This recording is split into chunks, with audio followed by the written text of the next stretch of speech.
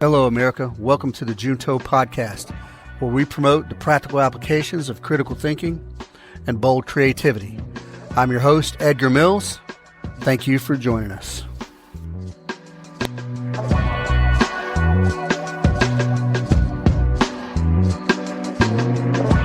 Welcome back. Thank you very much for staying with me. So I'm trying a new thing, trying the Yeti microphone here. We'll see, instead of the headphones. It seemed like there was some echo going on.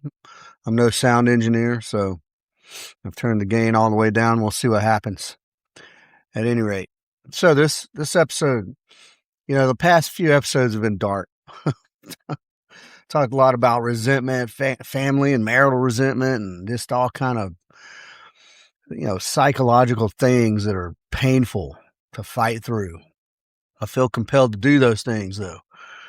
But we're changing gears. We're changing gears.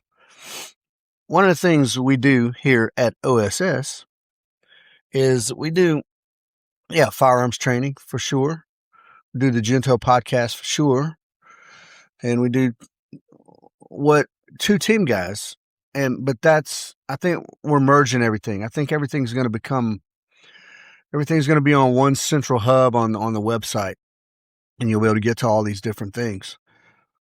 But two team guys, the whole thing is leadership and team building. So why am I qualified to train people on that? Well, besides experience, 25 years of military experience, and I'll stand by this, folks, all day. If you've spent 25 years in the military, I've led other people since 1998 as a leader, a junior leader. And then you just progress up from there. So you get a lot of trial and error experience, and you interact with so many different personalities. And when you're a junior leader and you're the low man on the leadership spectrum and you're dealing with all the personalities from above, you learn things. And you pick up things from good leaders and you pick up things from bad leaders, and you learn a lot. And then, tragically, after I retired, I started reading more because I felt like I had a little more time to do some study and research that I didn't feel like I had when I was active duty. But I don't know who coined the term followership.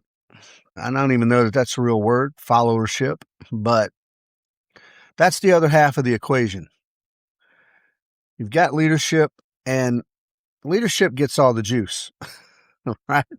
Leadership gets all the books and all the conferences and all the high paid speakers and all the headlines and the news and all the things. Leadership. You go to leadership courses. In the military, I can't remember what they call it. It used to be primary leadership development. Now I think it's just basic leadership, advanced leadership, senior leadership courses. So at any rate, what about followership? Followership is kind of the unsung, underappreciated force that determines whether or not anything works. You can be a great leader with great vision. If your followers aren't in tune, it's not going anywhere. And don't mistake that for me sounding communist there. It takes great leaders and great followers. So it's an equally important element in the business team dynamic, especially military team dynamic, especially. And so anyway, what qualifies me, I asked? Well, besides I have no formal certifications. I have no formal certifications on any of these things. But one of my primary sources to go to for leadership, I've got a few, but one of my primary sources is John C. Maxwell, and I've talked about this before in great detail about the 21 irrefutable laws of leadership. And then another go-to I have is a man named Chris Schmitt. of Azimuth Consulting Group. He's a retired Special Forces officer and a fellow Green Beret, and just so happens that he was a former commander of mine.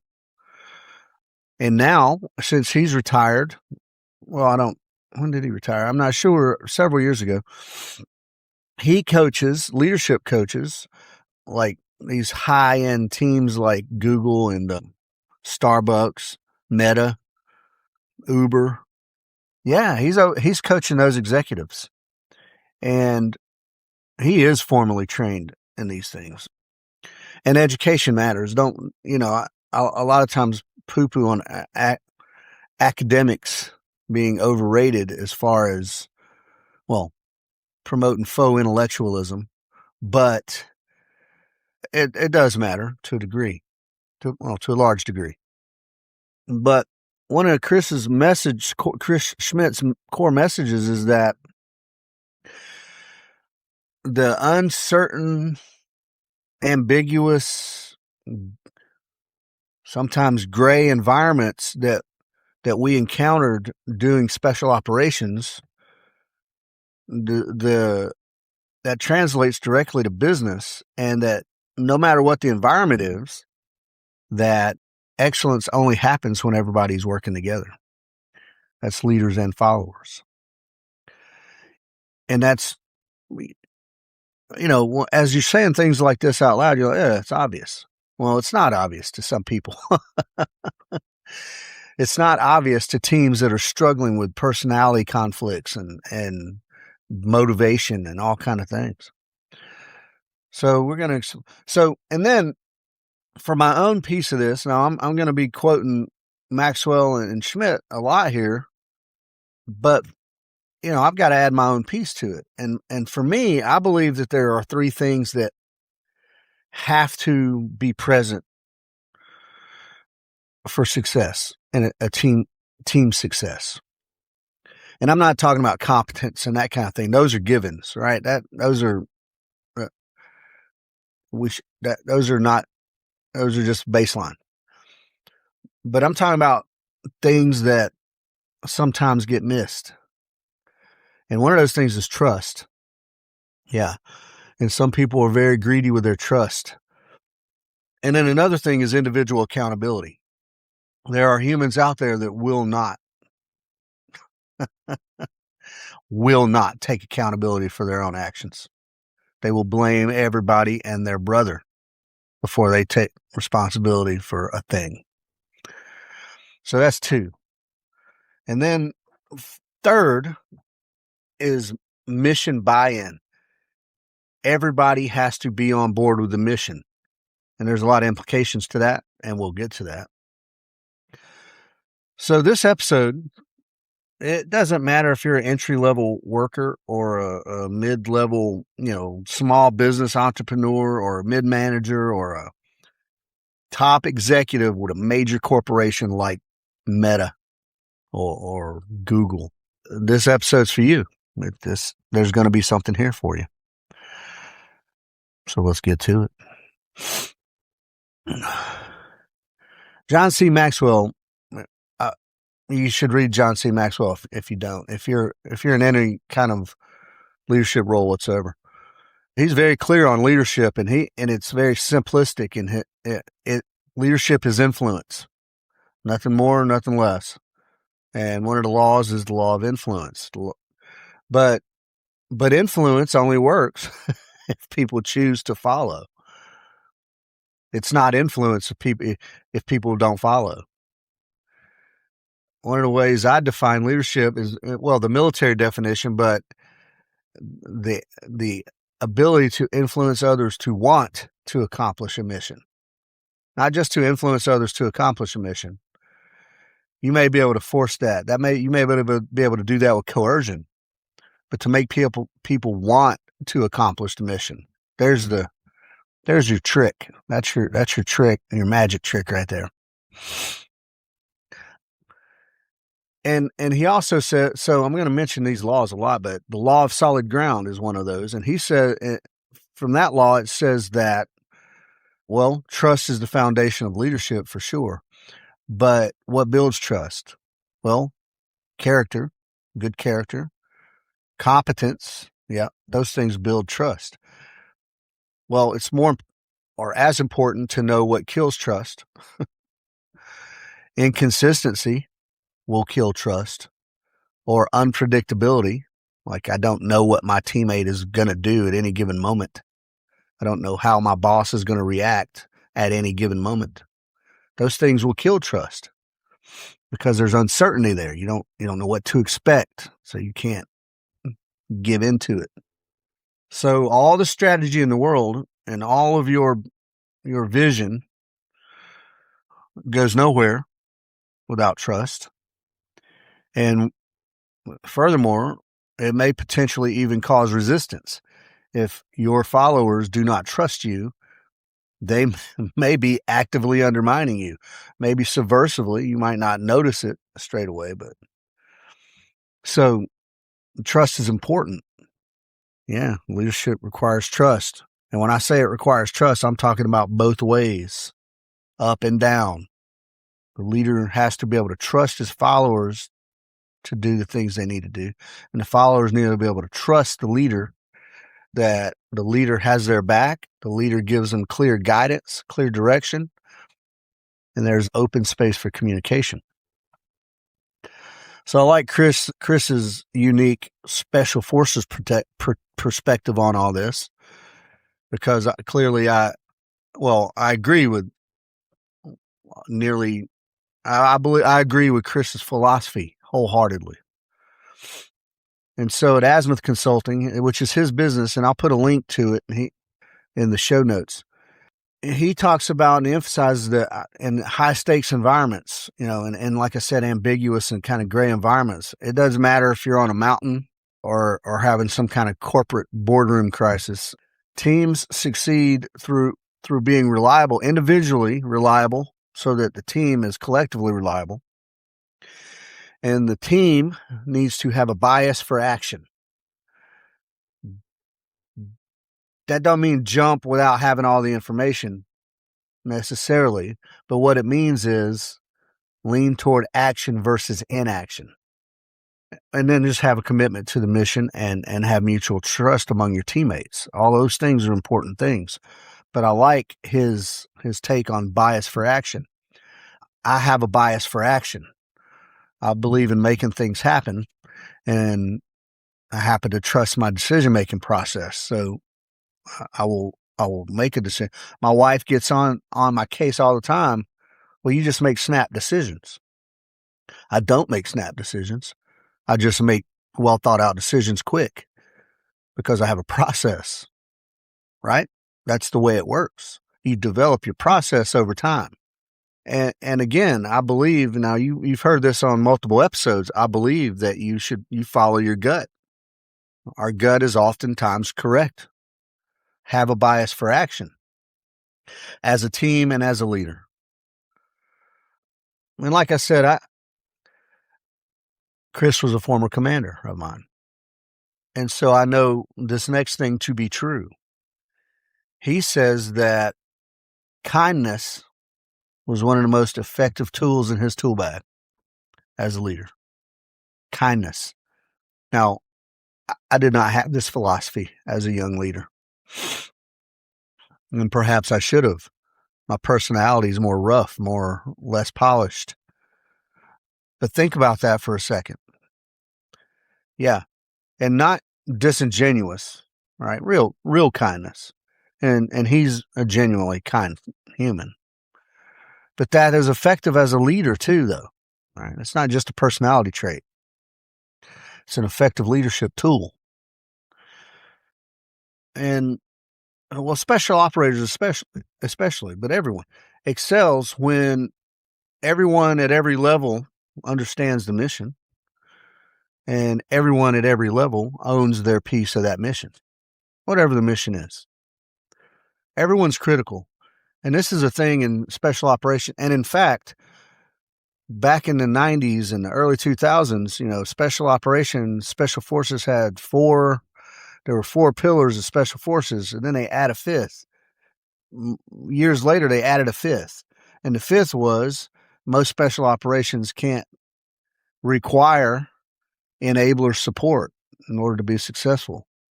And if you don't know what an enabler is, that's you got the trigger pullers and the unconventional warriors, but then you have the communications guy, or even the intelligence guy, or the EOD guy, or the ASI or the SOD A guy, or the combat controller guy. He's an enabler for ODA or whatever. So you got all these other attachments that help to make mission success.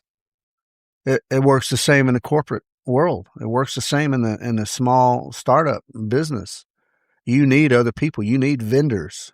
You need that support, especially if you're a small business, because you can only do so much with what you have. You rely on other people, and that requires trust. And I'll say this, and don't take it out, don't misconstrue what I'm saying, but listen to this. Leadership and followership are not strictly hierarchical.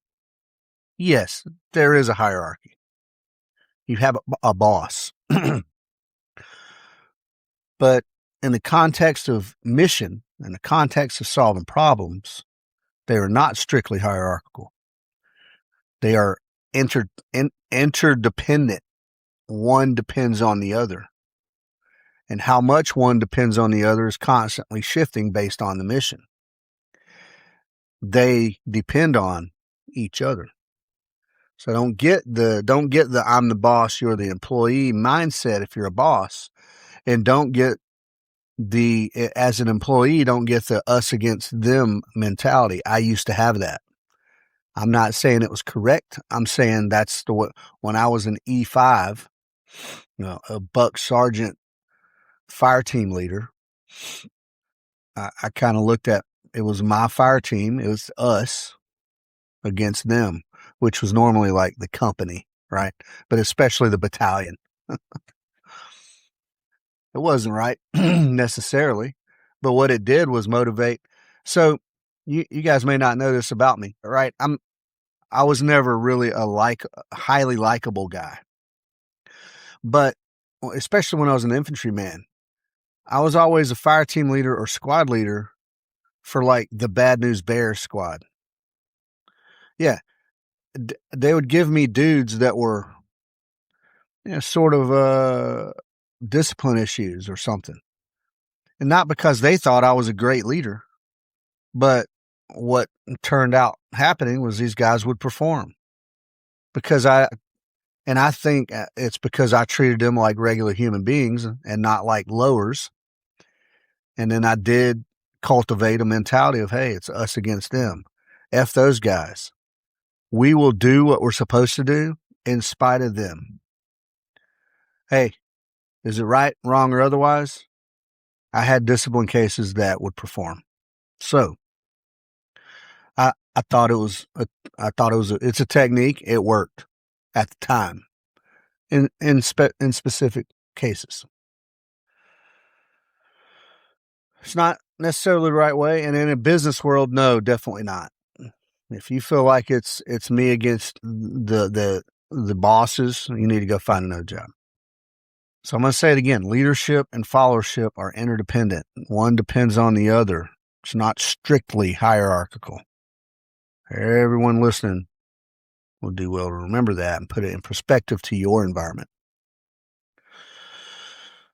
Being a good followership, it's not blind passive obedience. All right. I'm not telling you to be a lemming. It's not simply doing what you're told. Anybody can do what they're told. I got a 5-year-old grandson that can do what he's told. That's not what good followership looks like. It's an active role. It's a proactive role even if you think it's underappreciated. It may be, but it may be silently appreciated, which is also another, we can look at different techniques of motivating people and things, but even if it is underappreciated, That doesn't change who you are, right? You do the best you can do. And it's active, like I said, and even proactive. Support the leader. Now, we're not getting into crazy hypotheticals about, well, what if they're wrong? What if this and what if, no. Just on a general daily operations, right? Support your leader, whoever that leader is. Offer constructive input when appropriate, not when your next line supervisor is getting chewed out by his boss and then you decide to jump in with some input. That's not the time. Everything you do, whatever your job is, do it with a little bit of initiative, do it with a little bit of pride in your work, and then hold yourself accountable. Hold yourself accountable so that you and the whole team can move at speed, unimpeded. Yeah, unimpeded by personal stuff. All right, so I said those three things, or in the opening, I said those three things that I think are there: trust, accountability, and mission buy-in. So let's look at those for a minute. I think those things are absolutely critical, absolutely critical. And of course, Maxwell has a law, the law of solid ground. That's built on trust, consistent character. All the things I talk about on all the podcasts I talk about, you guys, you probably be able to pick up that there's a few words that are laced throughout everything I talk about. One of those key words is consistency. Yeah, it doesn't matter if we're talking about training with firearms or talking about developing young leaders. It does not matter. It doesn't matter if we're talking about philosophy.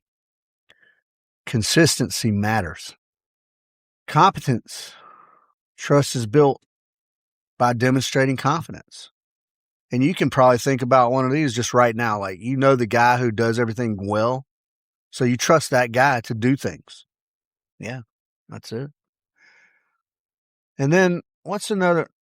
Now, as far as leadership goes, those two are very important. Consistency in the way you, in your character, being predictable as a teammate, and being competent in your job. Yes. But what's another one? Connection, right? Being able to connect on a human level, that builds trust. Is it relevant to work? Well, in the sense that it builds trust, it is. You don't have to be best friends with everybody at work, but you have to connect somehow. And then Chris Schmitt stresses that trust is built directly from reliability, and that you be the person that other people can rely on, that they know that they can trust you to do a thing without any oversight and without supervision. But that goes back to competence, and it goes back to consistent character. So they support each other. Chris's definition or philosophy on how trust is built, and Maxwell's philosophy, they support each other. And what does that tell you? Right, they support each other. So the fact that I think trust is one of the number one things that you need in a leadership dynamic, followership dynamic, team dynamic, I think it's backed up here. And yeah, Chris goes on to explain things like, in special forces, trust can be a life or death endeavor. Yeah, it can be. And if any one single teammate fails to deliver on that trust, well, it puts the mission at risk and lives at risk. I'm going to tell a story now. I didn't plan to tell this story, but it occurs to me as I'm reading my notes here. It occurs to me. We were on an operation,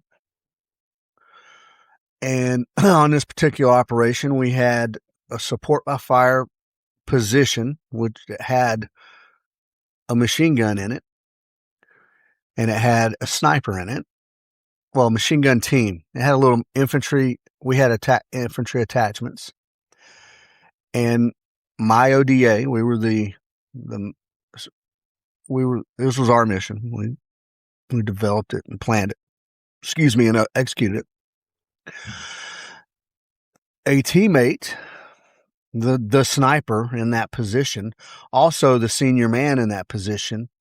So therefore, in charge of that position. As the main effort was moving through the compounds there, and we had Afghan commandos with us, and so we had the group of Afghan commandos leading the way. The ODA was we were split up, but following behind, and we were clearing compounds as we went. And of course, we all were on comms with each other. So I heard a conversation. I'm listening to this as we're moving, doing our thing, that the team leader sitting in the mission support site, right where the little headquarters was holed up, and the sniper on that position, on that support by fire position, he was saying, "Hey, I see XYZ." He was looking for permission to shoot what he thought was a bad guy. And there was a miscommunication. And I was only partially listening because I'm actively clearing rooms. So we come out of a compound, and we were in the buildings were numbered, right? The buildings were numbered, and we all had our GRG, our little iPhone doodad, our Samsung, whatever phone doodad ATAC system. No reason to be off. Everybody should have been on the same sheet of music. Well, this sniper, being very trying to find the right words, a nervous type guy. I don't know how to say that. A nervous type guy. He had built up in his mind a scenario where bad guys were, I guess, closing in on our position. I don't know. Turns out there was zero evidence to support this, but as we come out of this compound and begin to move from one to the other in the sort of almost in the open, I heard that the team leader said, if you can positively identify, take the shot. Well, it turns out a shot was fired from his sniper rifle. He missed, thank Christ. And immediately, the 240 opened up, a machine gun. Well, guess what? It opened up on us. And the millisecond I heard that gunfire go off, there was incoming rounds, and our whole element started dancing around and jumping behind walls and all kind of stuff. And it was a very, very, very close call, and it would have been a fratricide incident. I immediately started yelling ceasefire over the radio, ceasefire, ceasefire, ceasefire, while literally midair, jumping over a wall. And my whole cell, we were all laid over there, all up on each other. And it was one of those stupid moments to where it was such a close call, and you pulled that stupid face, like, oh, and then it was one of those, and it all happened so fast, and we looked at each other, and everybody was okay, and we started laughing. It was that stupid. I had very little trust in that guy to begin with, the guy on the sniper rifle. I put him in a position to where I thought, okay, he can do very little harm here. And then that just solidified after that. Now, I'm not going to go into the follow-up on all of it, but there was already little trust in this guy. And he had already been fired from a team. And because whoever thinks I'm a hard guy, that's fine. But I gave this guy a chance because I thought, okay, well, maybe it was a personality thing, maybe whatever. We can fix him. And then he'd done a few stupid things prior to that deployment. But I was like, you know what? He has redeeming qualities. The guy's very organized. He's like OCD, autistic with, he's even got his little push pins in his drawer, color lined up by color, pencils and his pens and his notepads and paper clips. Everything's perfectly ordered. The arms room, or the books, the maul, the master arms list, immaculate. Put the guy in a tactical situation, loses his mind. And lack of trust. I no longer trusted him. Furthermore, I was very upset with him for a good while after. There was miscommunication in that situation. There was, when we say PID, right? If you can positively identify, he did not positively. And thank God, like I said, he took a sniper shot. And the guy he shot at is a guy we'd been training with for the whole 2 weeks prior, leading up to this mission, wearing the same friggin' tracksuit jacket and camouflage pants that he'd been wearing all the last 2 weeks. And he was just, was he an NDS guy? We had commandos. Was that an NDS mish or commando mish? We might have had both on that. Anyway, it was the guy. We knew the guy. And thank God he missed. Thank God he missed. God almighty. If he would have shot that dude, I mean, the sniper shot, never mind. Thank God the machine gun missed the whole friggin' team. Thank God the sniper shot did not hit intended target. And I'm not saying that to belittle SF at all. They're highly trained professionals. There's all this, but you know, some guys, man, this guy, he didn't do well under pressure. He didn't do well under pressure. Is that partly my fault? Is that partly the prior leadership's fault? Is that personality flaw? Like he's just got some character flaw. He just has an inability to hold it together. Yeah, who knows what, man? Who knows what? I'm rambling on about that. Yeah, we very nearly got smoked by our own guy. All right, what am I talking about? Okay, so back to leadership as organizational. On an ODA specifically, but on a mission, right? But even from a corporate perspective, what's important? There's a catchphrase in the military: commander's intent. Commander's intent. With a clear commander's intent, unambiguous, like it's very crystal clear, that allows small teams to adapt to circumstances on the ground, providing that trust exists. So if the commander gives the intent, trust the team to stick to the intent, and that intent, it gives you elbow room to maneuver to solve complex problems as long as you're staying within the commander's intent. So if that trust is going down, the team has some autonomy. The team can violate that trust if they go outside the commander's intent. But with a clear and concise commander's intent, soldiers know the purpose of the mission. They know what they're doing. They know what the end state is supposed to look like. Here is the end result. By the time we've done whatever we do, this should be the result. And if they stay within the commander's intent, the leadership normally will back them on whatever happens. And that's the way that's supposed to work. Now, how do you see that how does that the trust shape out in a negative way? There are many units out there in the conventional army. I remember there was a time period, I think it was Fort Hood, that was just gangs and just people going to jail and all kind of stuff.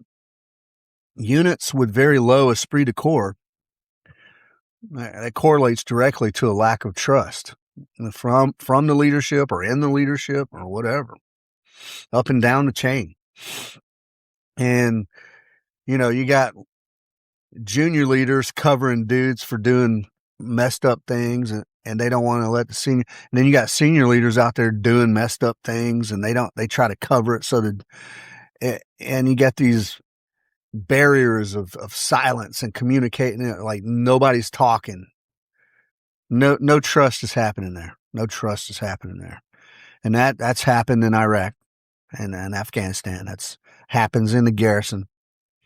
And that kills any esprit de corps, any cohesion.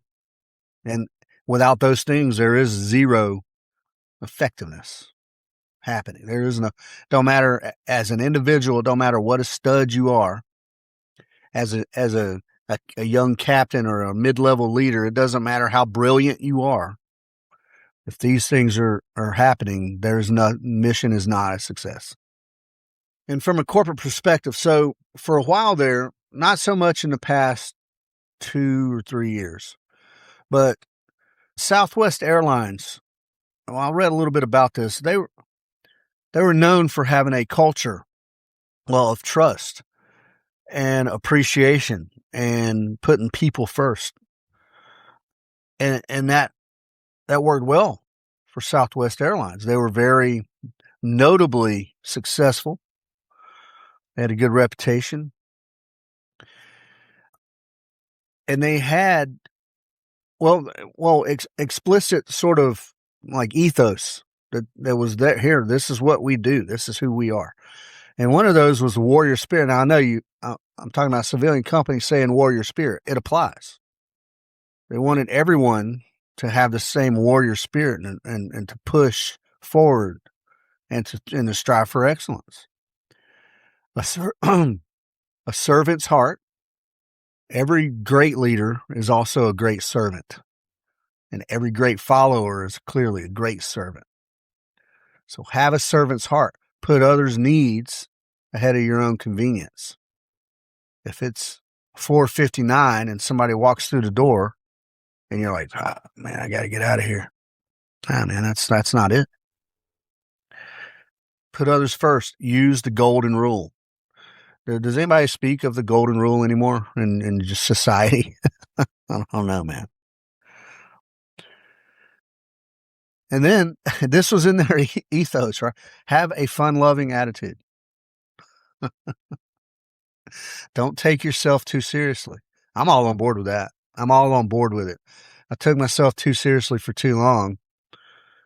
And I didn't, I had fun. I did things, but there's plenty of people out there that I see who take themselves way too seriously.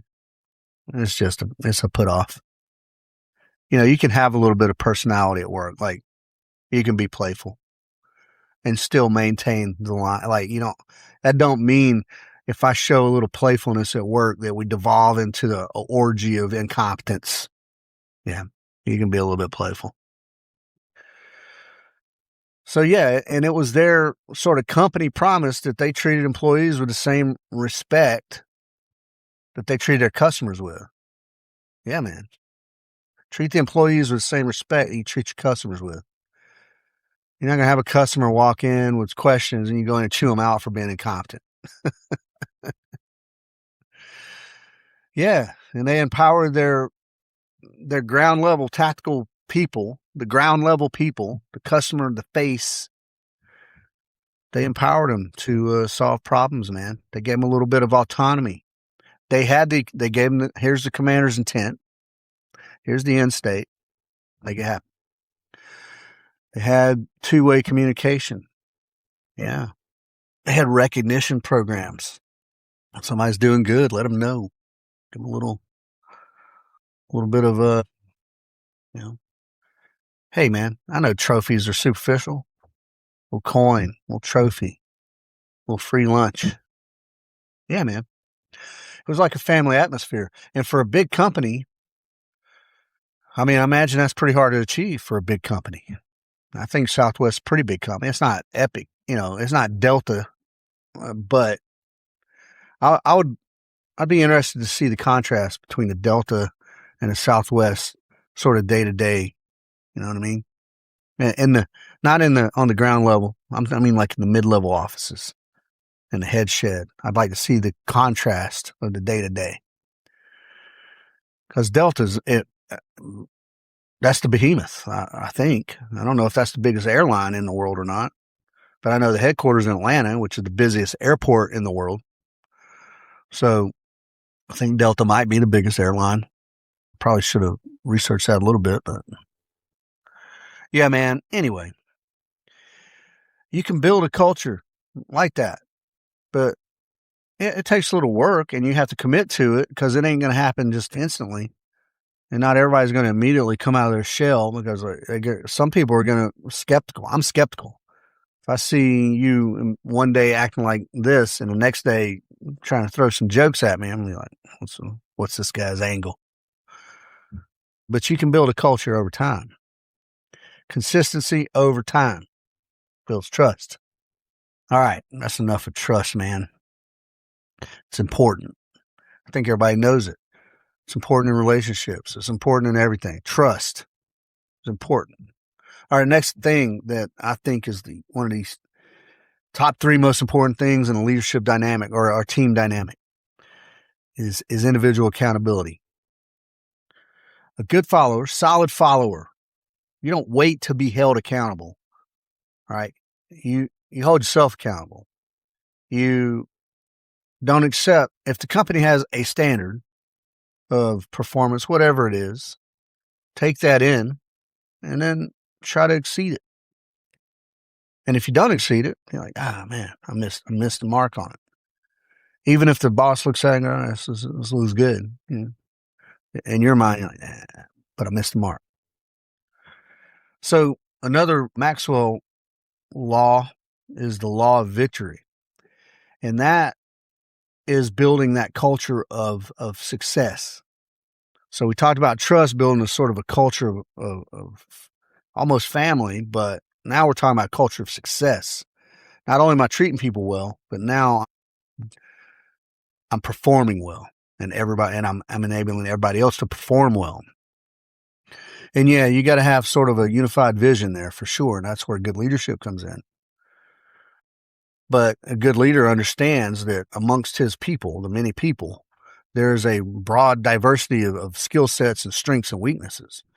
And so everybody needs to, for sure, play to your strength. Do what you're good at, and also develop what you're not. On your own. Don't wait for somebody to tell you, look, you do this well, but we're looking to get you over here. We're looking to move. Because if you just do what you're good at, you may never progress. And you may never want to progress. I don't know. Own your own results, man. Whatever, good or bad, own them. And if they're bad, own them first. Get up there and say, look, I effed this up. Here's what.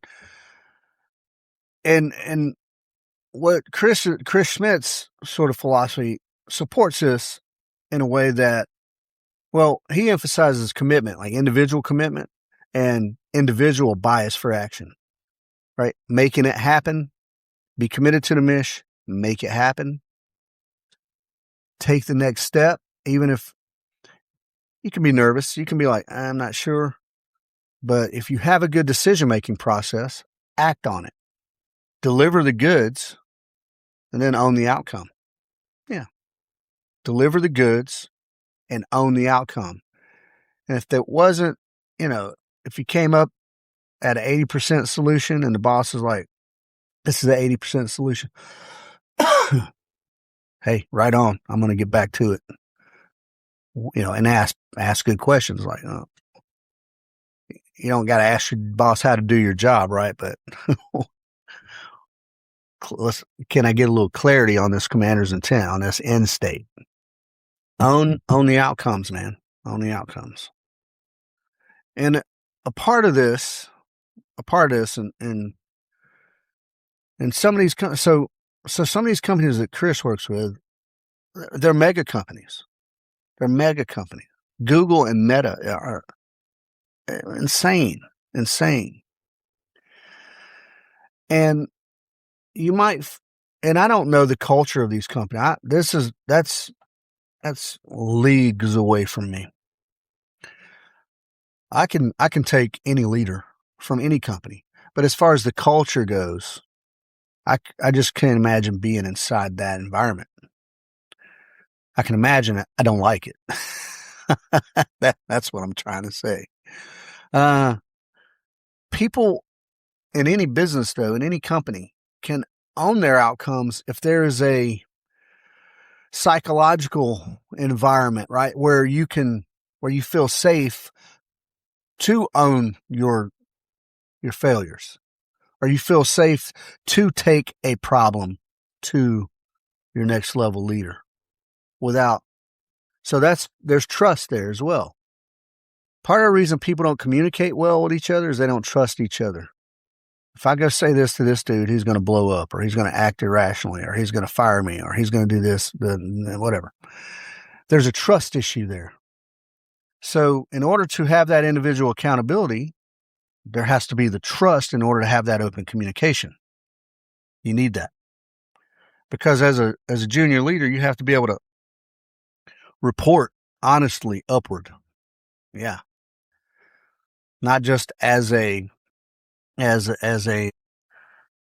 doctrinal, yeah, we need to give a good report. Like, it needs to be an honest assessment, not just facts. You can deliver facts all day long, but if you're not giving the honest assessment around those facts, they're not getting the whole picture. We want to deliver the whole picture with our assessment of how and why. Now, they may discard that assessment, or they may take it into consideration. Good leaders will take it into consideration. And what's the flip side of that? Okay, we've trust. We can honestly report. We can give our feedback without fear of repercussion. What's the negative side of the individual accountability? Yeah, the culture, and you see this in a lot of governmental roles. Not my job. I hate it. I hate it. In the Army, you may do just any number of things that are not your job. Everything's your job if the job needs to be done and you're the one there. How many infantry officers get stuck in as the S4? The logistics, right? Not my job. Yeah, it's your damn job. Now, that's staff functions. All officers know they got to do staff. Everybody knows that, right? But yeah, and the military is a good proving ground for that, where you will do things that are not your job. Do you do them half-assed? No. You still do it 100%. That not my job, though, man, that burns me up, man. And then the blame game, pointing fingers. Well, he dropped the ball. If you drop a dime on another dude, you're either trying to build yourself up, or you're hiding some insecurity. It might be the other dude's fault, but let that come out in a more formal process. Don't drop dimes on dudes, because then you're breaking trust with them, unless there's some illegal shit going on. You know what I'm saying? Or after you launch, a product or something, and it falls flat, and now you're like, well, really, so-and-so didn't do this or didn't do that. If he would have supported me more, whatever. That stuff kills trust. It'll kill your momentum. Now, I'm not talking about this, but there's the law of the big momentum also. But that kind of not my job, finger pointing stuff, that'll kill momentum, and that creates just slog in the mission. And then you just get nothing done, making no money. You're not growing. No progress is happening. Then there's got to be a change. What's the change that happens? Hey, we're changing. Now, I want to say, isn't Maxwell? I think Maxwell, even now, I could be wrong on who said this, but it was some notable consultant. So when he goes into a place where the culture is bad and the productivity is low, the first people he fires is it's not the line workers, it's the leadership. Beat it. That's probably not the norm, but because not every company has a consultant, right? If your company is dragging on, the boss man is going to start firing people, whoever he thinks is based on personality, based on whatever. Could be based on just performance metrics alone. Yeah. Probably there's some personality stuff in there too, though. Probably. Yeah. All right. And then the third thing, mission buy-in. Mission buy-in. And that's the law of buy-in. Maxwell has it. But in the law of buy-in, Maxwell says that people buy into the leader first, the human, the person, and then the vision. Well, that implies that you're influential, if not charming, compelling. Yeah. You've got to get their attention. They got to pull you, they got to look at you and go, oh, yeah, man, I could follow this guy. And then you deliver the vision to lock it in. But if they think you're an a-hole, you can deliver the greatest vision on the planet, and they might agree with it and be like, yeah, that's pretty good vision, but I'm not following you in there. Yeah, that's it. And that's, is it good, bad, or otherwise? I don't know. But people buy into the leader first and then the vision. So says John C. Maxwell, and I agree with it. People have to buy into the vision, though. The why, or to use the corporate buzzword of the day. What is your why? Well, people have to buy into that. Otherwise, execution is just kind of half-hearted. You can't have it. Everybody's got to be 100% on board. And Chris says, know your azimuth. And I like that. Know your true north. You have your moral compass, your professional compass. And then you align your actions with the vision in accordance with, and if you start to get too far off your azimuth, well, time to find another job. But know your azimuth. And within the context of the company, know your azimuth. Some other people might say stay in your lane. But again, back to the military terminology, man, commander's intent.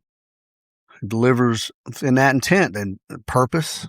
Why are we doing it? That's the why. The key tasks that need to happen to make it happen. And I mean key tasks, not 8 million subtasks. No need to micromanage as a leader, good people. And then the end state. Yeah, what does success look like on the other end of this? And that should be stated so clearly that people 2 levels down can clearly understand it and adapt to it without any constant supervision. Yeah, you can be a big brain intellectual and deliver this mission statement that's worthy of literature. But if people 2 levels down do not understand it and you haven't articulated it, you failed as a leader. They didn't fail to understand it. You failed to make it understandable. And I'll stand by it. Commander's intent, understanding the end state, understanding the purpose. I'll give you the perfect example from military history. World War II, D-Day. There's a thing in the military called LGOPs, L-G-O-P, little groups of paratroopers. Well, that was the biggest airborne operation in history. And drop zones were scattered about. Birds were taking anti-aircraft. They were getting off track. They were whatever. There were paratroopers landing all over the place. And a good movie example of that is Saving Private Ryan. Yeah. Dudes are just linking up together. Hey, man, 82nd, 101st, all right, whatever. Let's roll. They band together, roll, kill Germans, and head toward. That's it, man. Yeah, they had the commander's intent, man. They knew, hey, man, we're here, we're kill Germans, we're moving that way. So clear that 2 levels down understand. Not that they just hear it. Don't get up in your big conference all call me like, okay, gentlemen, blah, blah, blah, blah, blah. All right, guys, let's get to work. They need to understand it. And then an example where that fails is that you have whatever complex mission statement or commander's intent, but instead of articulating, right, then you just micromanage, and then you just bark orders down the chain, do this, do that, do this, do that. I keep saying micromanage. If you're micromanaging, then you're not doing bigger stuff. It's mid-level managers to work down to a little supervision and to take it in from above to translate, right? If you're micromanaging, you're not getting all this. And if you're up here micromanaging, you're not out helping the enterprise. So micromanagement's bad on all levels. Yeah, all levels. Enable your people. Ensure they have buy-in. Make it so crystal clear that they not only understand it, not only agree with it, but are motivated to run with it. Yeah. Yep. I'll say this on the buy-in and then move on. If you work for someone, or, if you're a low-ranking, mid-ranking dude, or whatever, if you're an employee, your boss's mission is your mission. That's it. If you have ulterior motives, or you're trying to undermine, or you don't think things are running the way that you think they ought to be running, go get another job. Go be a DJ. Start your own business. Chase your own entrepreneurial efforts. Otherwise, give your boss 100%. Yeah, that's my advice to everyone out there. If you work for someone, their mission is your mission. If it is not your mission, move on. Find a mission that you can get on board with. That's how you will be value added. And that's how trust will be developed. All right. As always, I love to give practical advice. I hate to call it advice. How can we function this in our everyday life? How can we action this in our everyday life? Well, so if you're just starting out, all right, if you're a young person, just coming out of college, or just coming out of military, or you trade school, or you've been working with your dad's business every summer for your whole life, and now you're getting ready to take whatever it is, entry level, first real job, or even if you're an early entrepreneur with no employees, just you and maybe your wife or just someone. Here are my thoughts on how you can become a high value follower, an asset, and not a liability. One, master reliability, right? Be reliable. One of the things I love to say is undersell, over deliver. Yeah, deliver the goods. Do what you say when you say it. You'll do it. And that builds trust. And hold that line. Do what you say you're going to do when you say you're going to do it. And that's supported by Maxwell's law of solid ground, right? I'm going to say seek to understand. Now listen to this. When I got married almost 30 years ago, September will be 30 years. One of our wedding vows, well, one of the things that the preacher said to us was, you must seek to understand each other completely. Yes, that's true. That's been a running joke with me and my wife for 30 years, because we do, even now, we don't understand each other completely. Seek to understand the mission. Seek to understand the vision. And don't default to what's in it for me, right? I'll tell you what's in it for you. A job, a paycheck.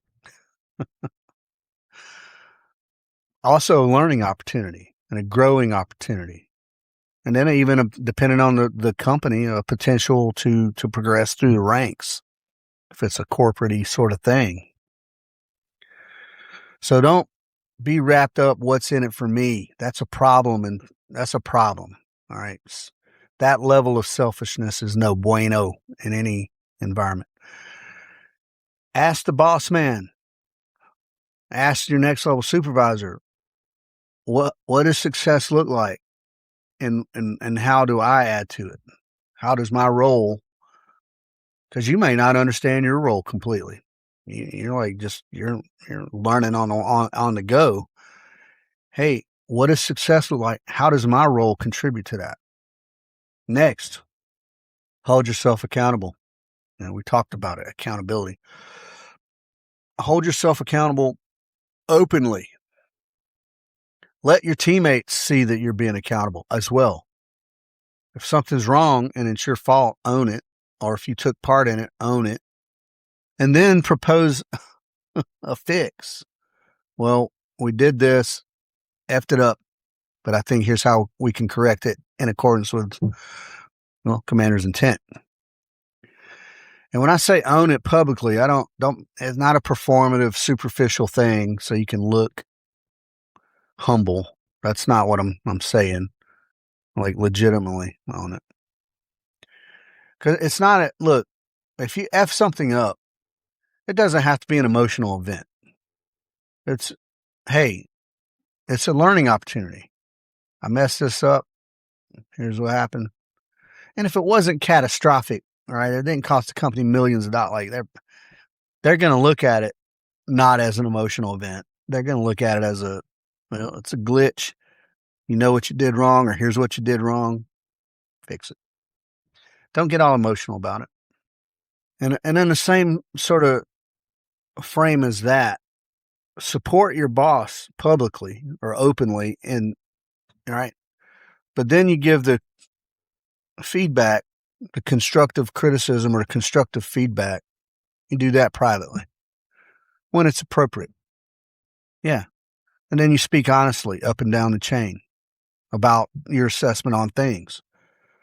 The boss thinks one thing's great. Everybody knows it's not. And you go, yeah, that's great. And meanwhile, you're losing money or whatever. Don't lose money over a fear of going, hey, boss, this is not going over well. Yeah, be honest. Be honest about it. And from Chris Schmitt, this goes even for low-level dudes. Develop bias for action. Take action. Now, as a young man, you're still developing your decision-making process. But don't get bogged down to where nothing is happening. Because at some point, if nothing's happening, at some point it's going to start moving in reverse. We can't have it. Have a bias for action. Come up with a couple of courses of action. Run them by your boss. Be like, hey, if I do this, I think this will happen. If I do that, I think this will happen. What do you think? And then action it. Do it. Bias for action. Don't wait for perfect, full, complete information. It ain't ever going to come. It ain't ever going to come. You guys have heard the perfect is the enemy of the good. I don't know who coined that phrase, and then you guys have also heard, and I want to say, was it Patton? A good plan executed now is better than a perfect plan executed next week. Yeah, I mean, that's not saying flippantly run off just to be doing action, right? But you can make things happen and build momentum through action. Develop a bias for action. Take the next reasonable step based on a good decision-making process. And if it went south, hey man, learn from it. Put that in the little data banks there. Like, all right, this was not good. In this situation, this did not work. Develop a bias for action. All right. And then I know this sounds a little weird, right? But study your leaders. That doesn't necessarily mean emulate your leaders. Some of them might be crappy leaders. But find good leaders that you think are good leaders and observe and what they do, what works for them and what doesn't. And then you need to begin at some point to seek out some solid mentorship. And a good leader will pick up on that's sort of a flowy sort of thing. You don't get assigned a mentor. I don't know. Some places you may. But you can't. Mentors are just naturally sort of developed, I think. but try to find somebody to latch on to, sort of, but somebody who you think in your mind, you're like, that's a good leader.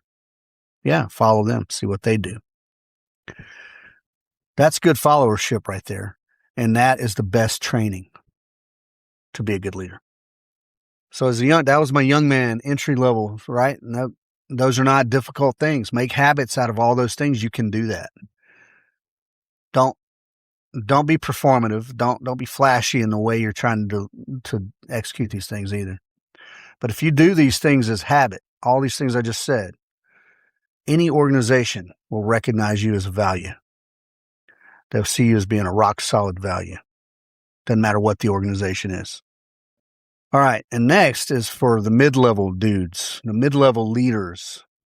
That's the toughest spot in a business. You're in the middle of the high ups and the low downs. You got to balance. You got to lead while following. The balance is the skill. It's the art. You've got to translate higher ups' vision to the ground level dudes so that it's within the commander's intent. And I don't want to say understandable. Ground level dudes aren't ignorant. They understand things, but you've got to translate it to specifically, especially for multifaceted companies, take this broader vision and narrow it down to what this piece, how that looks. You got to translate the vision. You restate the purpose and the key tasks that apply to your crew. And then the end state. And you got to do that in language that your crew understands, language that they own. That's commander's intent in action. That's you translating that and turning it into action.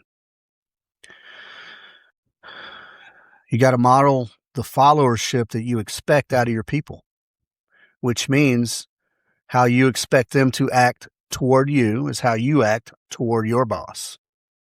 Yeah. I wasn't the best of that. Every time I do something on leadership, I say, I would love to get feedback from dudes that I led in the past to get their, in retrospect. Yeah. A lot of guys are probably going to say I'm an a-hole. But again, I was not incompetent. I was just probably, an a-hole. Model the followership that you want out of your people. Demonstrate trust to your leaders. Demonstrate individual accountability to your leaders and followers. You demonstrate buy-in to the mission, to the vision, and your team will see that you're upholding that standard. And then they too will uphold that standard. Maxwell has a law for this. Of course he does. It's called the law of the picture. People will do what they see. Yeah. And then as a mid-level leader, you have to create space for both ground level and executive level. You have to empower your people to do the job. You don't micromanage. Now, if you're getting micromanaged, chances are you're going to micromanage. And that's bad. And we'll get to that in a minute. But Maxwell has the law of empowerment. Empower your people. Secure, confident leaders give power away. They don't try to hoard it, hold on to it, and use it as a weapon or a manipulation tool. You can give away power, which means you can empower your people to act autonomously while still being a reliable supervisor. Spot check on them, make sure everything's on. Azimuth is going in the right direction. You got to build two-way trust, up and down. Trust goes up and down. Can't expect them to trust you if you don't trust them. Same for the bosses. Give your team the autonomy that matches their level of competence. I'm not going to give an entry-level guy some executive-level task, right? That's a leadership skill in itself, is putting the right people in the right job. And then you accurately report upward, and that builds trust. When You don't throw feel-good filters on your reports upward. Ah, shit.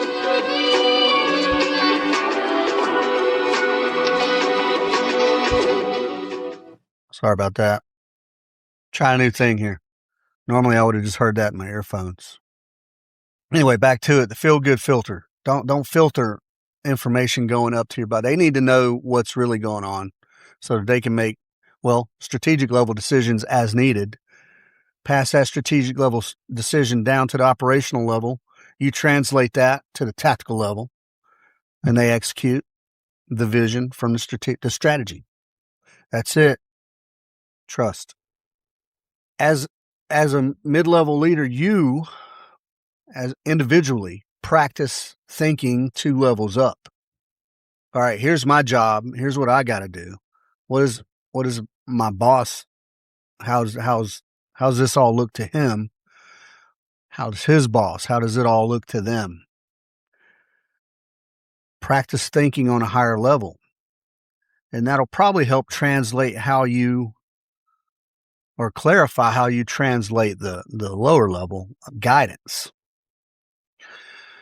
And make attempts. Now, you can't read minds, right? But try to anticipate your boss's needs and the company needs, and try to at least prep the environment to meet those needs.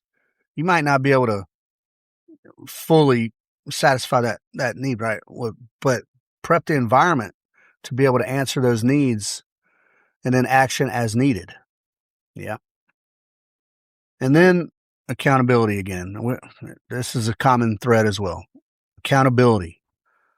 Be accountable in the middle, because that affects up and down.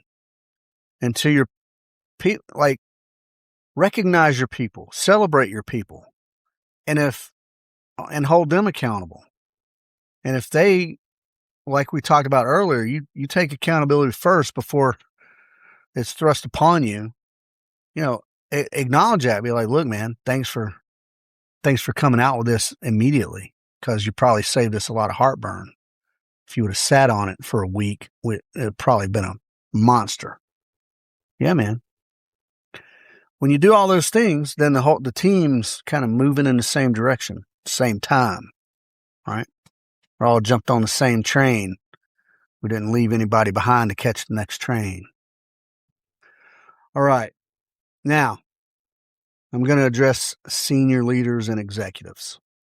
I was only ever a master sergeant. I retired. I was a ODA team sergeant, also known as operations sergeant. But I can tell you this, the senior and executive levels is where either most of the damage can happen or most of the leverage can happen. Here's this word again, trust. Senior leaders must trust their mid-level managers and their ground-level teams. If you can't trust them, examine why you can't trust them. Is that a personality flaw on you that you just don't trust people? Or is it because they've demonstrated incompetence? If it's on you, then, I'm going to say fix yourself. If it's on them, hey, give them a warning. You possibly 2 warnings, and then make changes. If the mistrust, distrust is founded, make the changes that you need, or train them better, one or the other. But if it's on you, if it's just some flaw on you that you just refuse to trust people, get past that. Now, you're an executive level person. That's probably not the case, but it could be. I've seen it in action a lot. Micromanagement is an indicator of a weakness in your leadership. Yeah. If you don't believe in your team's competence and you're micromanaging, why not just make them more competent? Not by doing their job or telling them how to do their job, but by training them better or educating them better or being more clear in your guidance. And I'm going to go back to Maxwell's law of empowerment there. Secure leaders give power away. Yes. Next, I just said it. Issue clear commander's intent. Don't just issue tasks out to be completed. They need to know why those tasks matter. If you just give one little task at a time and you're up there trying to put the pieces of the puzzle together, you're slipping as an executive. You're slipping. That's what your mid-level people are for. They need to know why all these things matter that they're doing. They need to know what the outcomes should look like and what the non-negotiable, this is the end state. And if there's some key things that must happen in that, this has to happen, this has to happen, and the end state should be this. Put it all together.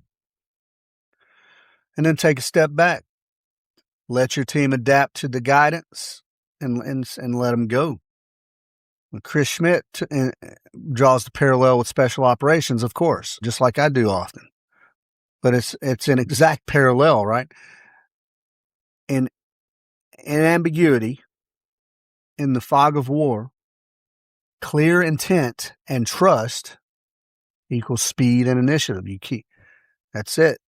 You can still keep moving. Bias for action. I have the intent.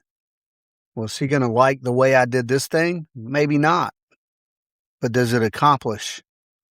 Yeah, and as long as we're within legal guidelines, right? Now, don't take that and run with it. But the boss, you as an executive, you don't always have to like the way a thing happened if it is within the intent and achieves the desired outcome.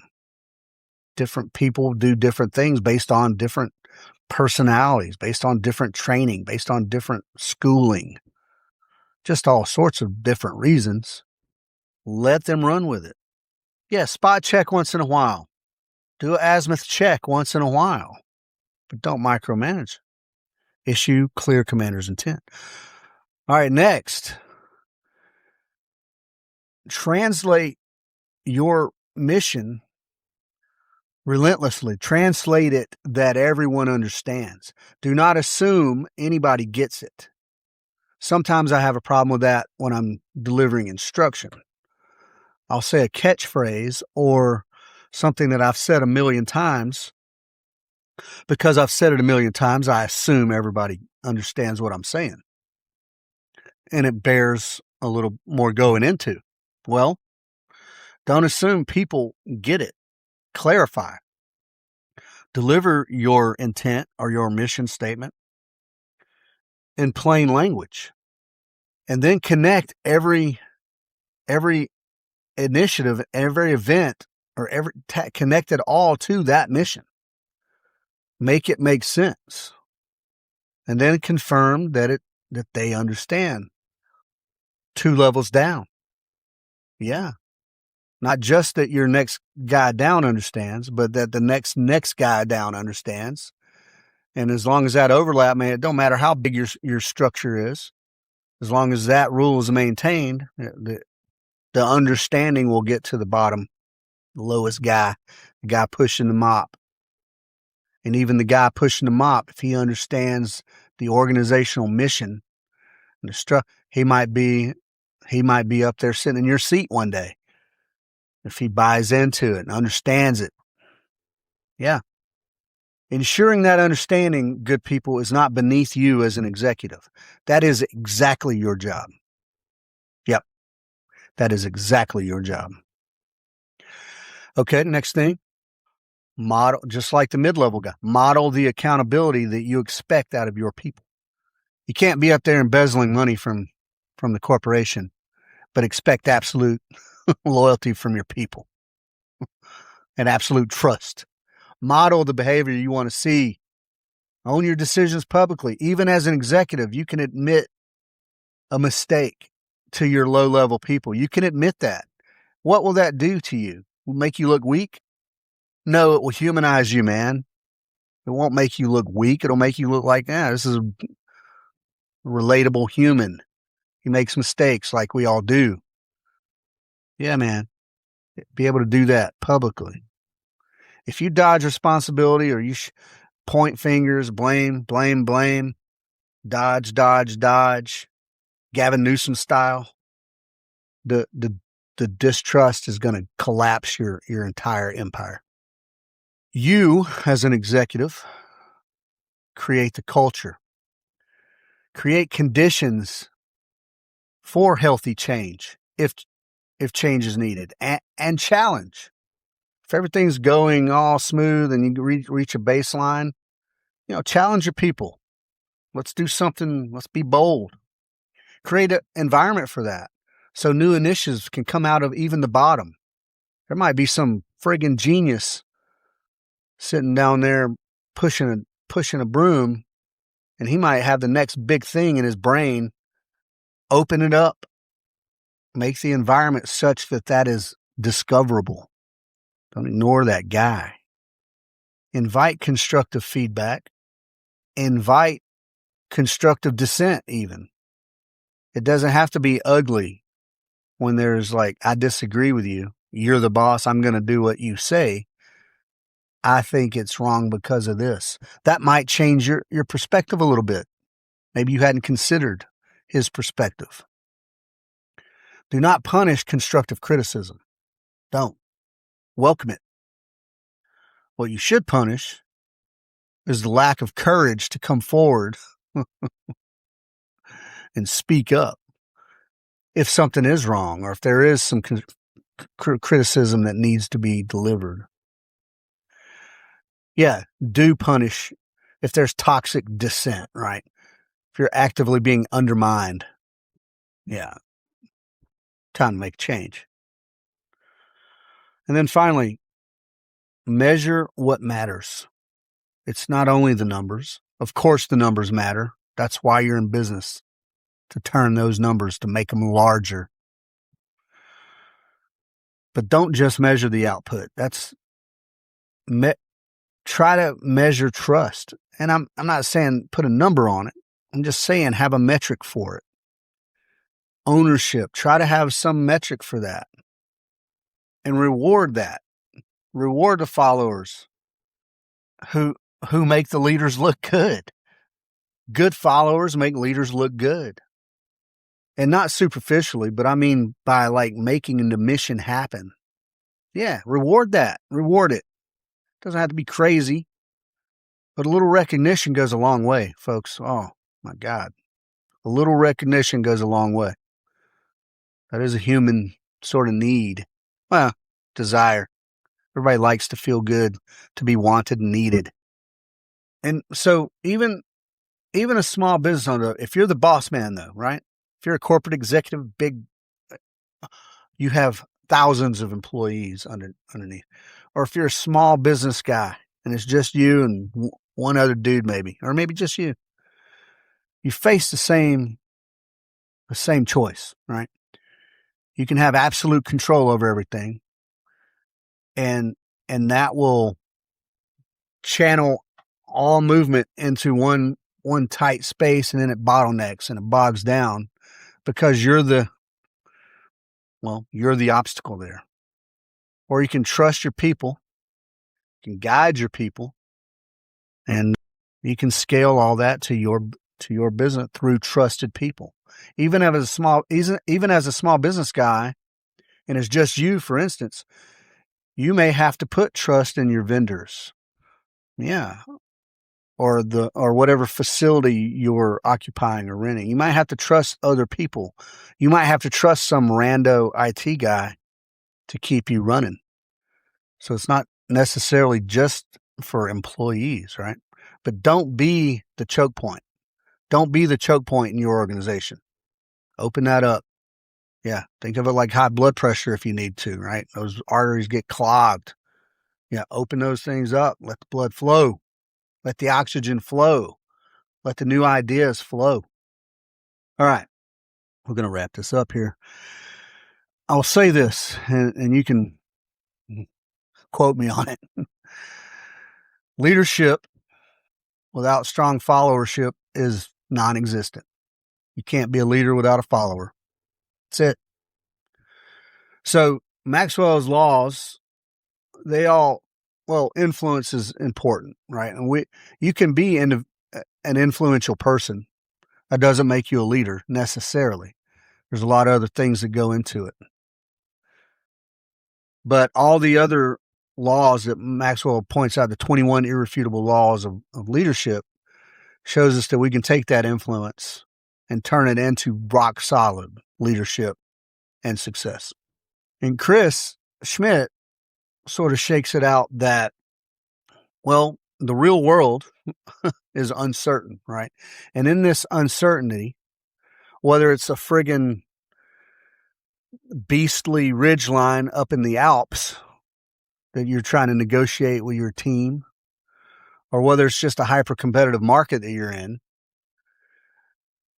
that teams win when everyone owns the mission, when everyone trusts one another, and when everyone holds themselves accountable. That's where success is. Doesn't matter the environment. With those things, any environment. And like I said, those things I just said perfectly align with the things I think are important, right? Trust, individual accountability, and mission buy-in.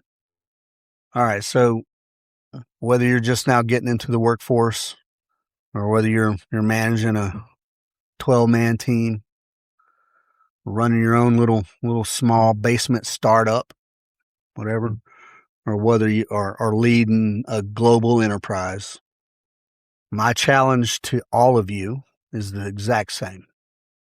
I challenge you to become an excellent follower and an excellent leader, because one feeds the other. They need each other. All right, folks, I'm open to your feedback. If there's something you would like me to clarify, if there is something, you got who knows what. If you're a mid-level manager and you're hiring new people, or there's a lot of turnover and you're trying to figure it out, if you're just trying to tighten up your team, if you're trying to instill some confidence, we do those things, folks.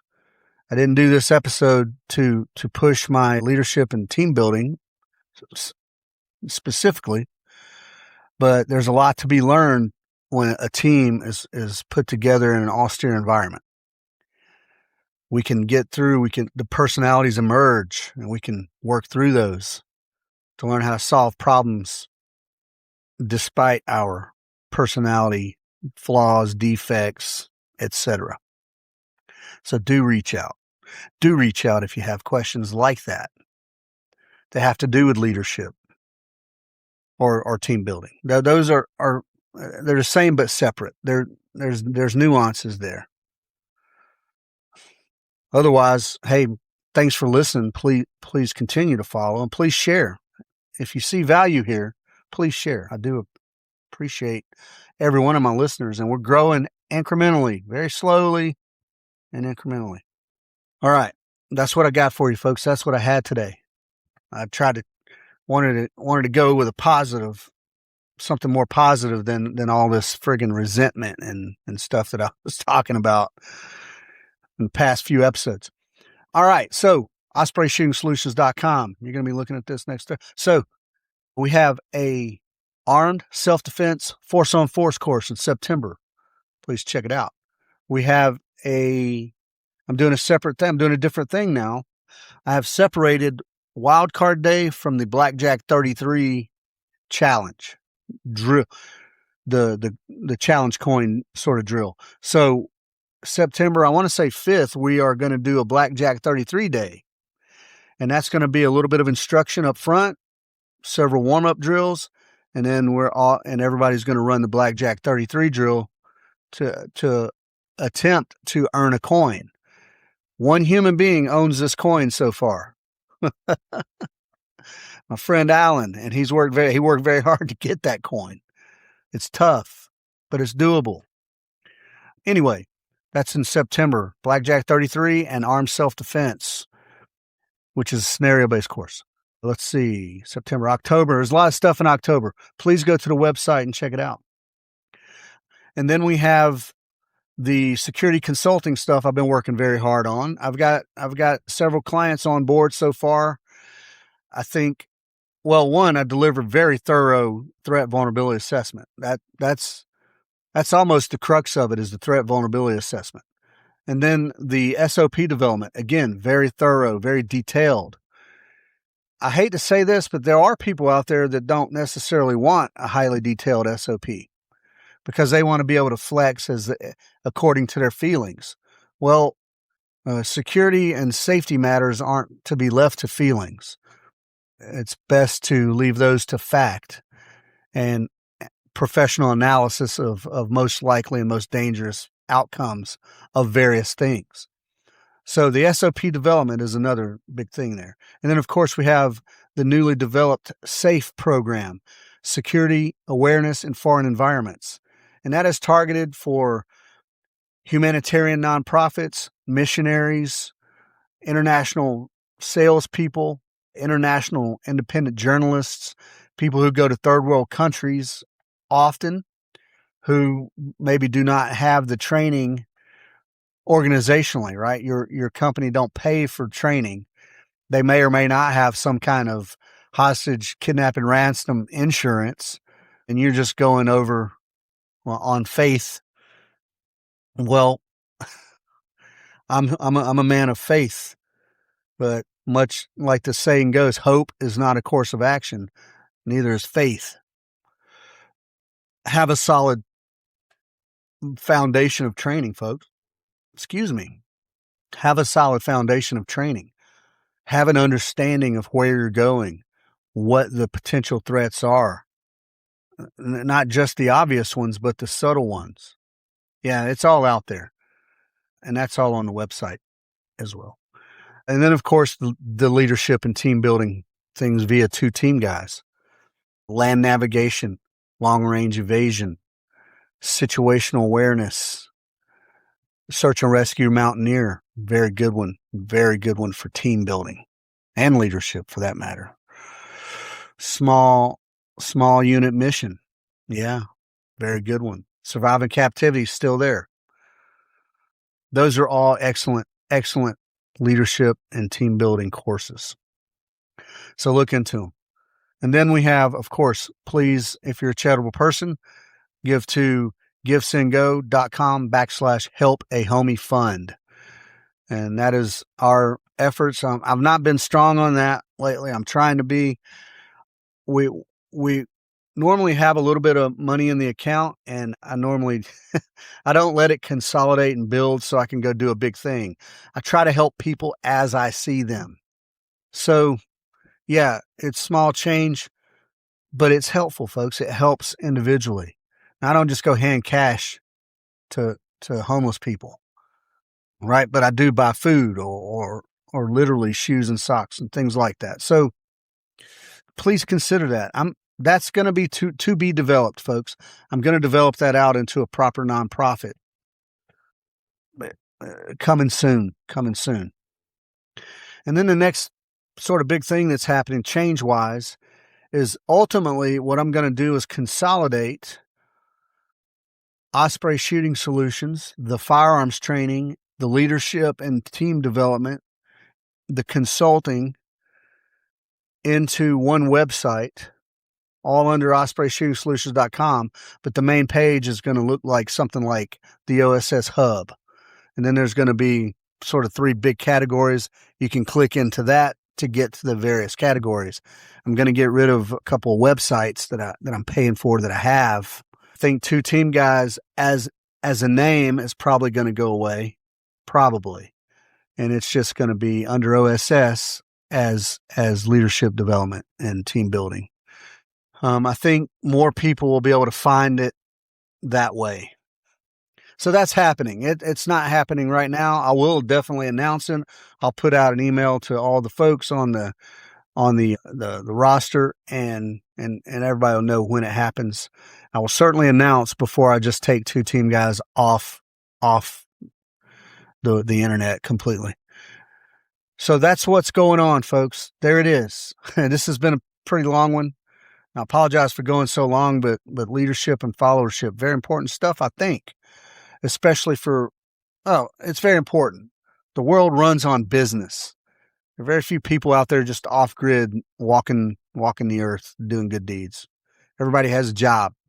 You're either a follower, a mid-level leader, or a leader. That's the way it is. So I feel like this topic was necessary at this time.